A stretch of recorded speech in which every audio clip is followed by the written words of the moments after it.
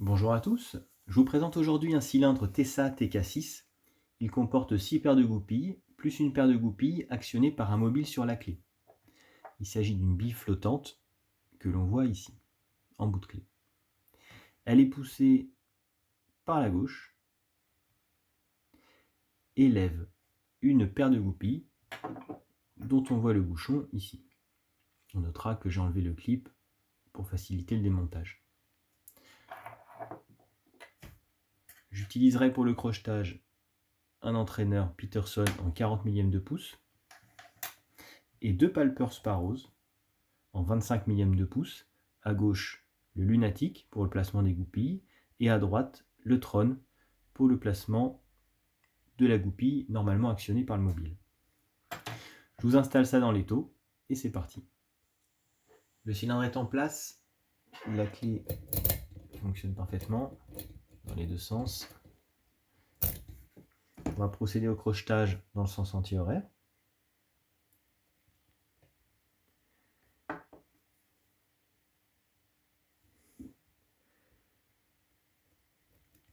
Rayon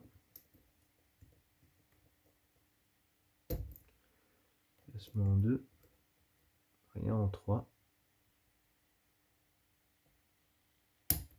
Placement en 4. Rayon en 5. Placement en 6.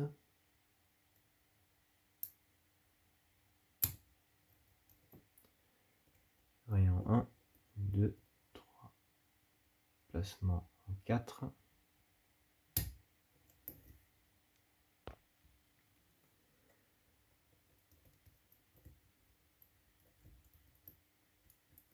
Rayon 5 ou en 6.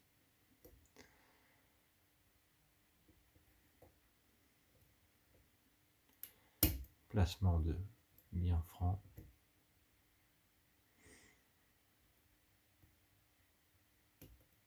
Petit placement en 5.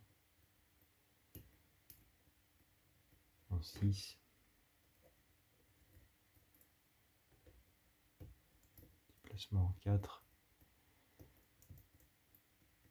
Okay, on va aller voir la goupille latérale.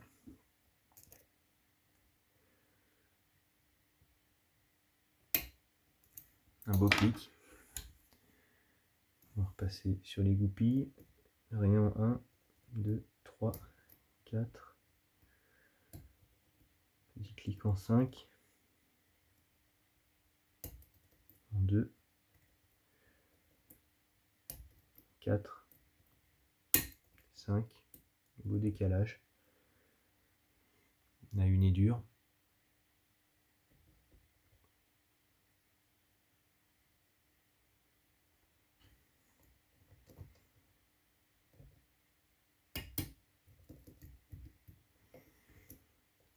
Petite avancée. En 3 maintenant. Et rotation.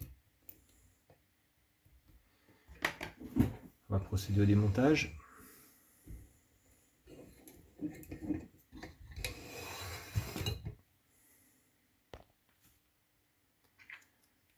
Avec une petite chaussette de démontage.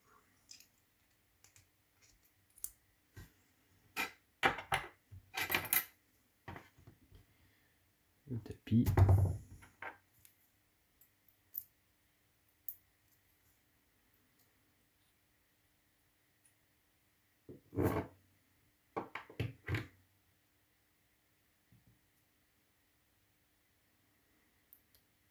Ok, on voit ici nos 6 goupilles, nos inserts anti-perçage. Ici une petite goupille qui vient pousser la bille flottante, la bille du mobile, qui vient la pousser vers la droite. Et ici, notre goupille qui vient actionner, qui est actionnée par le mobile de la clé, et une goupille de contrôle ici.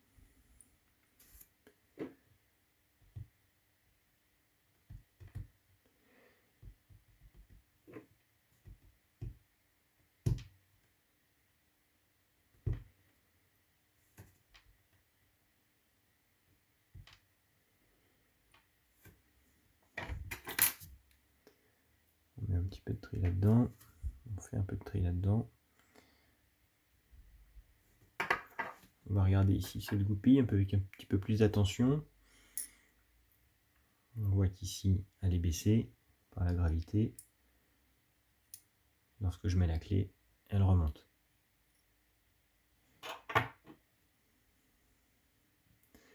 À l'intérieur du rotor, je ne sais pas si on va le voir ici, on verra peut-être pas. Laissez-moi prendre une lampe.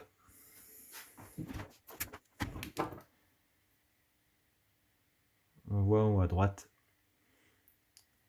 une goupille passive, une contre-goupille qui vient pousser la goupille actionnée par le mobile. Il doit y avoir un ressort entre le bouchon et cette contre-goupille.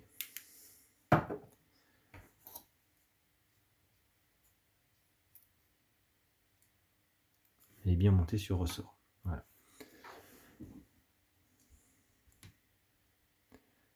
Maintenant, on va voir les passives.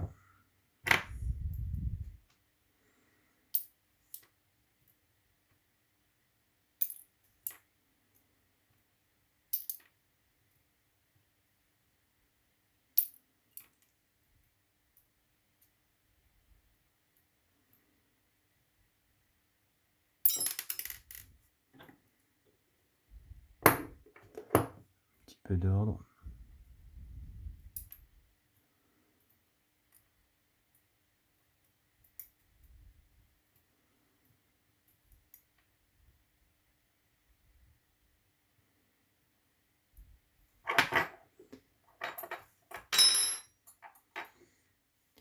Et une vue sur les goupilles.